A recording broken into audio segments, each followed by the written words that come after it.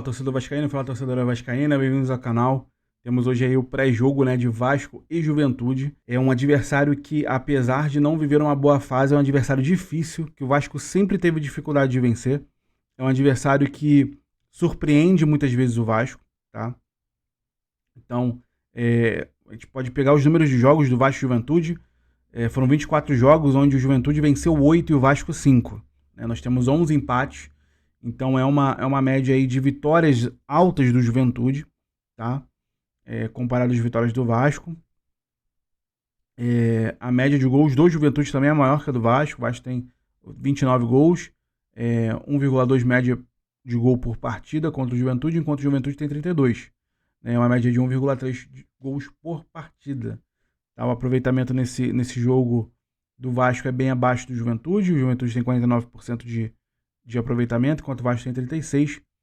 Né? O último jogo foi 1-1, Vasco e Juventude, pelo Campeonato Brasileiro de 2024, né? Aqui em São Januário. Então é um adversário que o Vasco tem que abrir o olho, é um adversário que o Vasco tem que tomar cuidado. As fases, né, dos times são bem similares, né? Os dois times estão em recuperação. O Carpini ele costuma fazer bons trabalhos e infelizmente ele costuma, recentemente ele conseguiu ganhar do Vasco, né, com vitória. Então ele tem esse novo desafio com o Juventude. A nossa expectativa é que o Vasco consiga fazer uma boa partida. O Juventude vem com 8 desfalques, então isso é uma coisa importante, né? Porém, esses 8 jogadores que vão ser substituídos, eles vêm ou substituídos ou que vinham atuando. Os que estarão em campo vão querer demonstrar o máximo, porque vão querer ser titulares, obviamente. Então o Vasco da Gama tem que tomar cuidado. É um jogo perigoso, é um jogo difícil, é um jogo em que o Vasco ele tem que jogar da forma como ele jogou com o Santos. A meu ver, é um jogo que o Vasco precisa de mobilidade. Não é um jogo para Verratti no início. É um jogo que eu vejo aqui que se o Fernando Diniz conseguir, ele precisaria conversar com o Verratti, explicar a situação, demonstrar a situação mesmo, como líder, como treinador. Olha, no atual momento, a melhor coisa que a gente tem a fazer é montar o time dessa forma, como a gente jogou como o Santos. Óbvio, o Verratti entrando ali aos 60 minutos do segundo tempo, né, aos 70 minutos, né, seria muito vantajoso, dependendo do placar da partida. Porque o Verratti conseguiria ser pegar uma defesa já cansada, pegar uma defesa que talvez não esteja tão atenta assim ao posicionamento do Verratti, mas eu creio que a solução para o Vasco da Gama ganhar esse jogo é entrar com um time de muita mobilidade, como foi contra o Santos. Não gosto do Hugo Moura na zaga. Eu acho que o Maurício Lemos poderia ser zagueiro, tá? Contra o Juventude.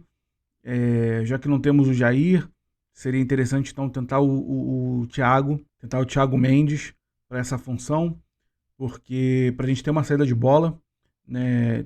Testar também se o Thiago consegue fazer essa função bem, se ele consegue poupar o cansaço, né, do Coutinho, do Tietê e do Nuno, principalmente. Então são jogadores que não precisam ficar voltando toda hora.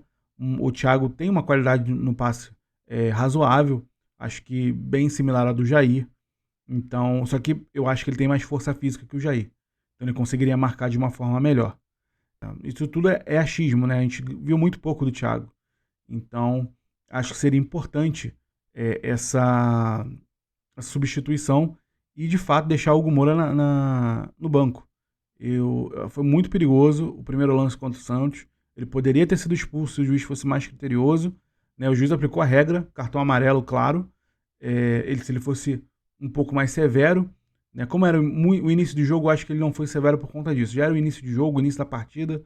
Você ter com né, poucos segundos de jogo, um minuto de jogo, um jogador já expulso, tinha que ser algo realmente absurdo, né? E o Hugo, ele foi muito displicente, ele foi muito irresponsável, a gente pode dizer assim, nesse lance. Poderia ter combinado a expulsão do Hugo Moura. Então eu creio que o Vasco ele necessita disso, ele necessita de mobilidade contra o Juventude. É um jogo difícil, é um jogo pegado, é um jogo que é difícil, sempre foi difícil para o Vasco jogar lá. No Rio Grande do Sul sempre foi difícil para o Vasco. Então, na região sul, né, sempre foi difícil para o Vasco. Então, a gente precisa de um jogo de mais mobilidade, precisa de um jogo em que o Verratti consiga entender que ele não é um problema, mas ele é uma opção. E essa opção ela não é obrigatória. Então o Vasco e o Diniz eles precisam entender disso. O Verratti não é uma opção obrigatória. O Verratti é um cara que está ali para ajudar, é um cara que está ali, que é o artilheiro do Brasil, é um cara que está ali para somar.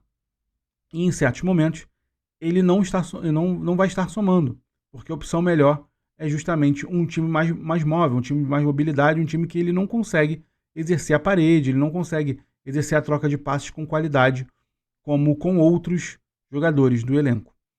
E ele serve ali para momentos em que o Vasco precisa manter uma pressão mais na frente, o Vasco precisa arriscar um pouco mais na bola aérea. Então o Verratti entra nessas ocasiões. Acho que o Vasco ganhou mais nessa goleada do Santos, sabendo que ele tem uma equipe de mobilidade e que ela não é dependente do Verratti, né? Então acho isso importante. Eu espero que o Diniz consiga, jogo a jogo, compreender qual é o melhor cenário para colocar o Verratti ou qual o melhor cenário para começar com uma partida sem ele. Tá? Então eu acho que o Vasco ele vai confiante, ele vai, né, com a moral de 6-0 em cima do Santos. Porém, isso não pode ser. O Vasco não pode entrar de salto alto contra o Juventude, não pode achar que porque fez 6 no Santos ele vai ganhar do Juventude facilmente, porque os jogos lá são sempre difíceis. Não tem jogo fácil contra o Juventude. Tá? Então diz aí pra mim, Vascaíno, o que você acha? Qual placar você acha que vai ser do jogo? Eu sendo bem sincero, eu acho que vai ser 2-1 Vasco. Eu acho que vai ser um placar mais reduzido. Porém, é aquele lance de. Eu acho que o Vasco vai abrir 2 gols e depois vai ceder um golzinho ali num lance no segundo tempo. E vai dar aquela pressão absurda que o Vasco recebe, mas vai conseguir manter com boas defesas do Léo Jardim. Eu acho que o placar vai ser 2-1 Vasco. Espero que seja uma vitória hoje, independente do placar, e que a gente consiga cada vez mais se afastar da zona do rebaixamento. Um forte abraço, sempre Vasco.